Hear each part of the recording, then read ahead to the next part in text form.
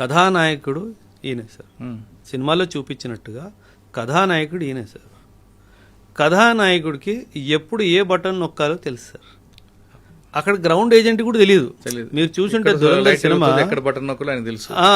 ఆ పొలిటీషియన్ మనోడే అన్న విషయం వీడికి ఏనాడైనా తెలిసిందా? తెలియదు కదా సార్. ఆ కథానాయకుడికి ఏ బటన్ ఎప్పుడు నొక్కాలో వాడికి తెలుసు సార్. ఇదే కాదు సార్, మీరు టైగర్ జిందా హే సినిమా ఒకవేళ చూసుంటే గనక సల్మాన్ ఖాన్ సినిమా, యా టైగర్ జిందా హే, టైగర్ అభి బాకీ హే, ఏదో పేరు మీద సినిమా ఉంది సార్. అక్కడ పరేష్ రావల్ ఉంటాడు సార్ మిడిల్ ఈస్ట్ లో. వీళ్ళకి ఆ విషయం తెలియదు మనోడే అని చెప్పేసి. లాస్ట్ మూమెంట్ లో అక్కడ ఉన్న సైనికులు వీళ్ళని చంపైపోతే మధ్యలో చాపుతాడు. అప్పుడు వీళ్ళకి అర్థమైపోతుంది. అప్పుడు వీడు అంటాడు, ఒరే నువ్వు పుట్టక ముందు ఈ భూమిలో నేను వచ్చా, సో నువ్వు బచ్చాగాడిలా ఉండు అని చెప్తాడు వాడు. సో ఎవరు మనల్ని ఎలా ఎందుకంటే స్టార్టింగ్ లో పరేషాలో ఒక స్టేట్మెంట్ ఇస్తాడు, నా ఒక కన్ను నీ మీదే ఉంది అంటాడు. అప్పుడు కూడా మనం ఎవరికి స్విచ్ అలగదు, అరే వీడు కూడా మన రాయజెంటేరా అని చెప్పేసి. మనకేమనిపిస్తుంది, వాడు ఏదో బిజినెస్ పరంగానే ఏదో డైలాగ్ కొట్టాడు అనిపిస్తుంది. కానీ వాస్తవానికి ఏంటి, వాడు చెప్తాడు, ఒరే నా కన్ను ఒకటి నీ మీద ఉంది, నాకు నీ మీద భరోసా లేదురా అంటే. ఆ భరోసా లేదంటే ఏంటి, నువ్వు ఎప్పుడొకప్పుడు దొరికిపోతావు, నేనే రావాలరా నేను సేవ్ చేయడానికి అన్నట్టుగా.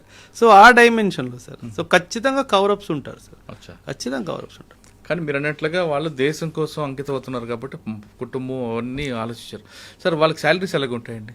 వాళ్ళు శాలరీస్ కోసం పని చెయ్యారు సార్. స్పెషల్ అలవెన్సెస్ ఉంటాయి సార్. రా వాళ్ళకి స్పెషల్ అలవెన్సెస్ ఉంటాయి. వాళ్ళకి సంవత్సరానికి ఒక నెల శాలరీ బోనస్గా ఇస్తారు సార్. ఇంక దీనికంటే వివరాలు వద్దులే. రా ఎగ్జిక్యూటివ్ అయిపోయింది, అజిత్ దోవల్ గారు చేయింది. మీరు చేసిన ఆపరేషన్లో మంచి ఆపరేషన్ చెప్పండి సార్. 2008 ముంబై బాంబ్ బ్లాస్ట్ జరిగింది సార్.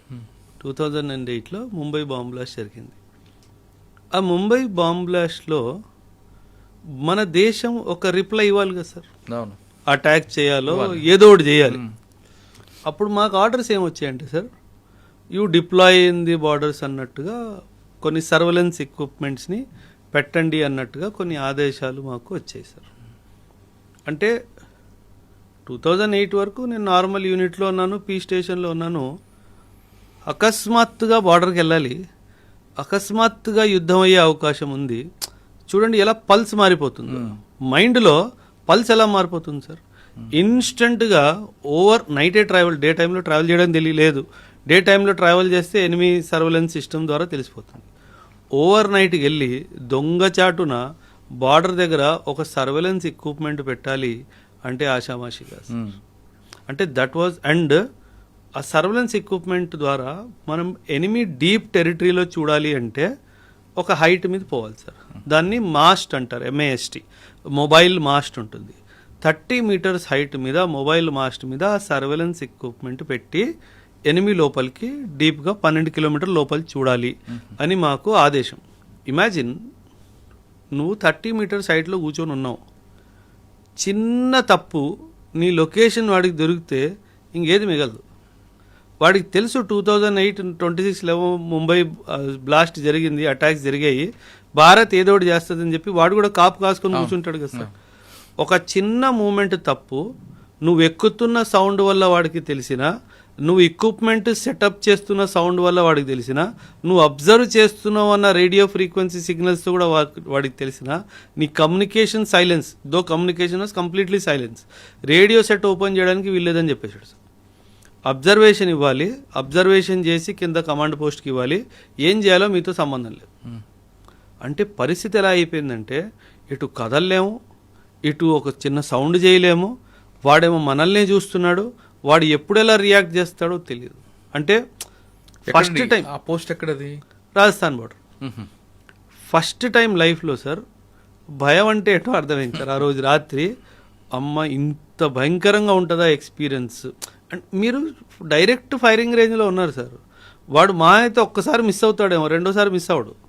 అంటే మనకి ఎటువంటి డిఫెన్స్ సిస్టమ్ లేకుండా మనం చాలా ధైర్యంగా ఎనిమీ ఇన్ఫర్మేషన్ మూమెంట్స్లో ఏమన్నా మూమెంట్ ఉందా ట్రాక్ చేసి కమాండ్ పోస్ట్కి పంపించడం అన్నది చాలా డిఫికల్ట్ టాస్క్ సార్.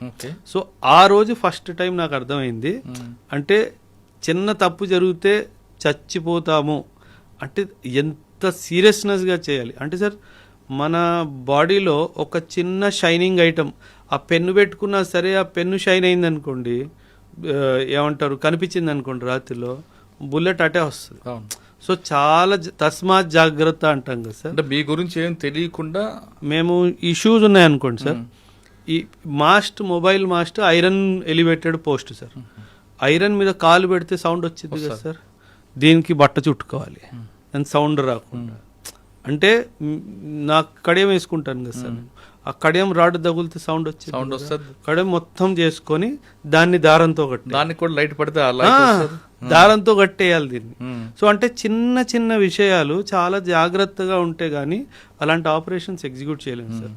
చాలా ఇన్ఫర్మేషన్ గ్యాదర్ వచ్చింది సార్. పాకిస్తాన్ చాలా విపరీతంగా వాళ్ళు పోస్టుల మీద వచ్చి ఆక్యుపై చేయడం జరిగింది సార్. అంటే బట్ సమ్హౌ అటాక్ ఏం మనం చేయలేదు. ఇన్ఫ్యాక్ట్ సార్ 2008 ముంబై అటాక్స్ తర్వాత మన దేశం ఎటువంటి కీలకమైన యాక్షన్ పాకిస్తాన్ మీద తీసుకోపోవడం అన్నది చాలా పెద్ద దుర్భాగ్యమైన విషయం సార్. మ్మ్. ఏదైతే ఇప్పుడు పహల్గామ్లో జరిగిందో, తిరిగి మనం ఎలాగైతే ఆపరేషన్ సింధూర్ చేసామో అలాంటిది 2008లో చేసుంటే గనక వీళ్ళకి ఇంత ధైర్యం వచ్చేది కాదు సార్. సో అది మనం 2008లో మాత్రం చాలా పెద్ద తప్పు చేసాం సార్. అసలు ఏమీ చేయలేదు సార్. 2001 పార్లమెంట్లో అటాక్ అయినప్పుడు కనీసం మనం మొత్తం మిలిటరీని తీసుకెళ్లి బార్డర్లో కూర్చోబెట్టి ఆ దాడికి వస్తున్నారు అని చెప్పి వాడికి భయమైనా పెట్టాం. మ్మ్. కానీ ఈసారి 2008లో అసలు ఏమీ చేయలేదు సార్.